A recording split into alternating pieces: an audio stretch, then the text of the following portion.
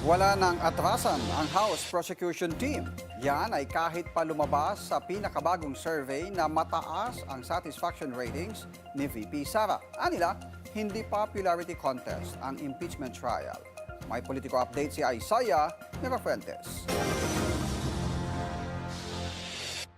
Congratulations dahil mataas po yung kanyang satisfaction ratings, pero tuloy pa rin po yung impeachment proceedings laban po sa pangalang Pangulo dahil ang pagpapanagot sa kanya ay mas mabigat na usapin. Hindi patitinag ang prosecution panel kahit pa mataas ang satisfaction ratings ni VP Sara sa kabila ng pag-usad ng kanyang impeachment trial.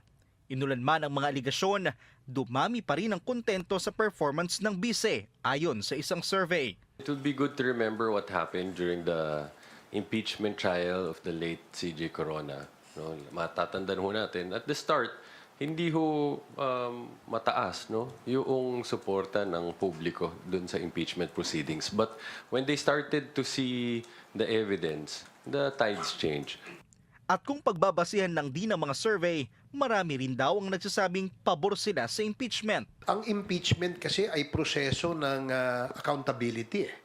At mahalaga ito, kaya nga ito ay nakasaad sa ating saligang batas. Hindi dapat tinitingnan itong accountability dahil sa popularity. No? Hindi po ito popularity contest. This is a mechanism that the Constitution guarantees.